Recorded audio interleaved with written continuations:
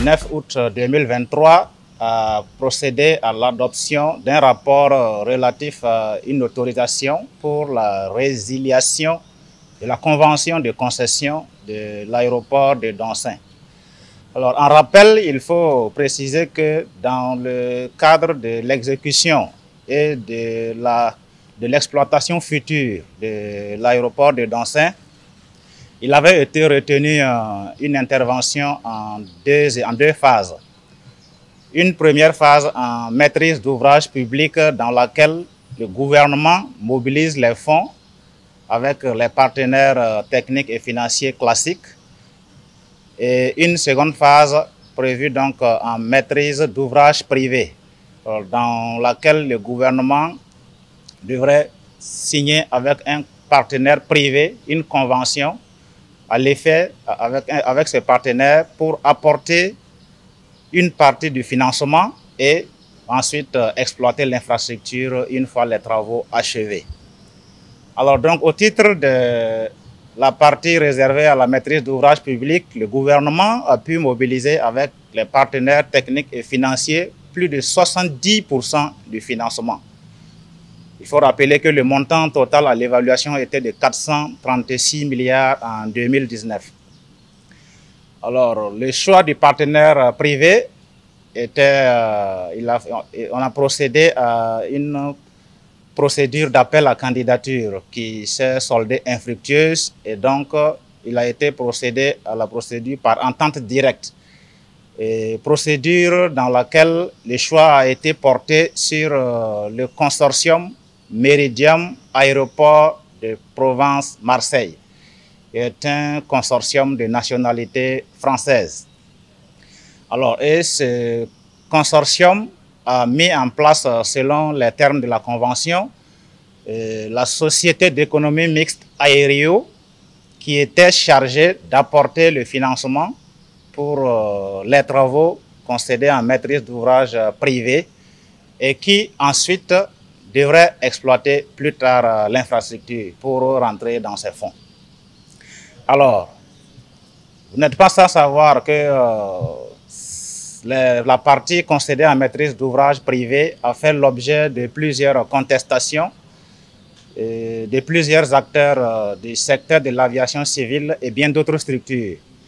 Alors, dès lors, ces appels incessants à dénoncer la convention ont retenu l'attention des plus hautes autorités et cela a guidé le chef de l'État à prendre la décision de suspendre la convention et de la faire examiner en profondeur à l'effet d'identifier tous les griefs qui lui sont reprochés.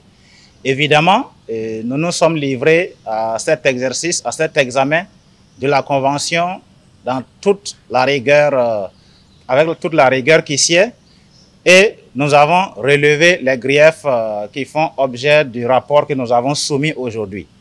Alors, nous pouvons citer, entre autres, que pour avoir apporté un peu moins de 30% en financement pour les travaux, il est prévu comme disposition dans la convention que le partenaire privé devrait exploiter l'infrastructure pendant 30 ans avant de la remettre à l'État. Nous pensons que c'est inacceptable. Pour 144 milliards de mobilisation, je pense que c'est des fonds qui sont possibles, qui sont mobilisables, même au plan national ou alors avec d'autres partenaires, de sorte à ce que l'exploitation de l'aéroport incombe à l'État qui pourra en faire le type d'exploitation qui lui convient. Alors, et donc, le deuxième grief qui est retenu contre la convention, c'est le régime fiscal.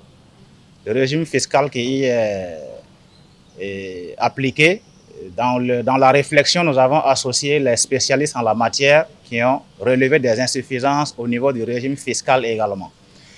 Il faut noter aussi qu'il y a beaucoup d'autres clauses qui sont prévues dans cette convention et qui sont contraires à des dispositions réglementaires aussi bien au plan national qu'international en matière d'aviation civile.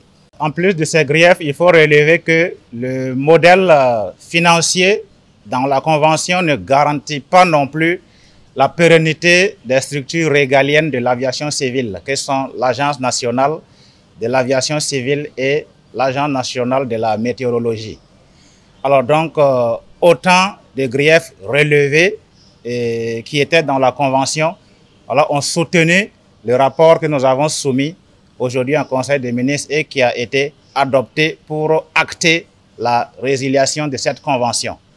Alors, au moment où nous passons cette information pour la décision qui a été prise, nous voudrions rassurer l'ensemble de l'opinion nationale que le gouvernement dispose actuellement d'alternatives crédibles avec d'autres partenaires pour pouvoir trouver un modèle de financement qui préserve les intérêts de l'État.